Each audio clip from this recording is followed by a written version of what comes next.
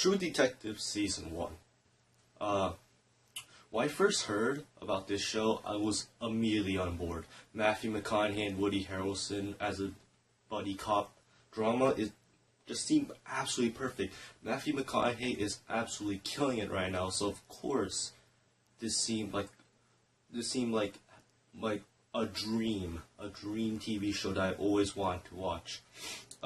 Anyway, this season, I'm doing the season review of True Detective Season 1, but this review will have spoilers throughout the whole entire season, so if you don't want to ruin your brain, or if you want to impure yourself of what brilliance this show is, I would advise you not to watch this.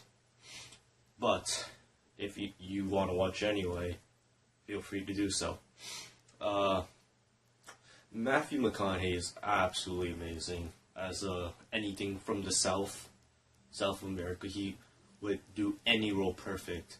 I love his character, Russ Cole. He is incredibly brooding. He has these really dark, poetic viewpoints on the world, and he just carries the whole entire thing. Even though Woody Harrelson makes for a great supporting actor, Matthew McConaughey, just Matthew McConaughey. Each episode is so tense. It's as tense as what you could imagine from shows like Breaking Bad. It's that good. It's amazing. One of my personal favorite episodes is right in the middle of the season, episode 4, in which Russ has to go undercover from an old biker gang he used to run with and get this guy from it.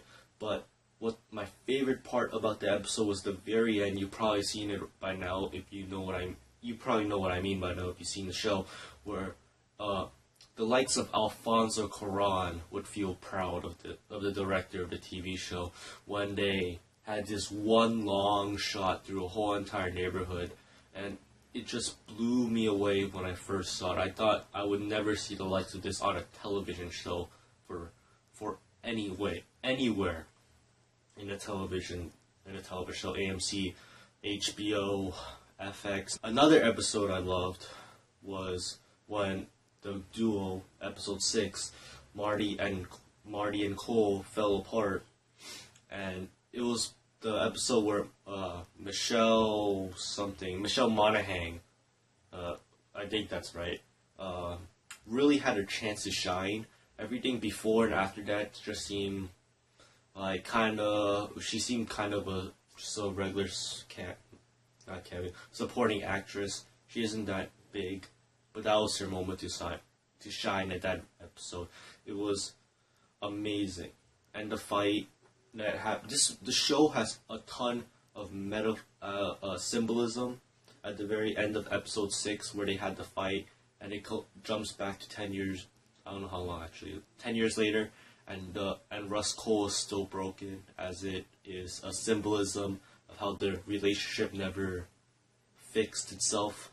I love the symbolism of the show. The only show I've ever seen to be completely consistent, nines through the whole entire season. Only like shows like Game of Thrones and Breaking Bad are the only two shows I've ever seen that have been consistent. That it doesn't mess up. So I have to give props to the writers of this show. The writers in this show are fantastic. You don't understand how amazing they are. They knew exactly what they wanted to do from start to finish. They didn't do a lost thing, or even Breaking Bad didn't know how it was going to end. And it's still...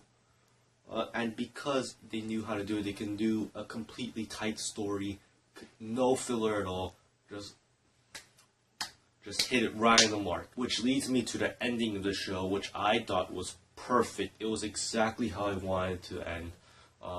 Russ Cole goes into the metaphorical and literal darkness in which he has to fight his metaphorical and literal enemy, his dark side, his Luke going to Dagobah to fight his dark self, to fight his true self. It's amazing, like Persona. And his final speech at the very end of the show, when he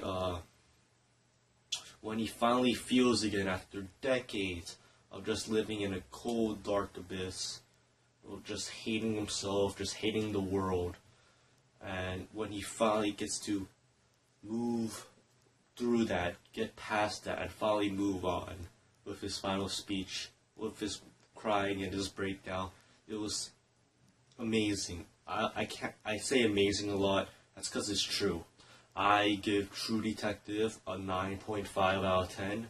I'm not sure if I should give it a 10, but I want to do 9.5 as kind of a cop-out, essentially, as it's amazing, and it's 100%, and everybody should go watch this show that's of an age of maturity.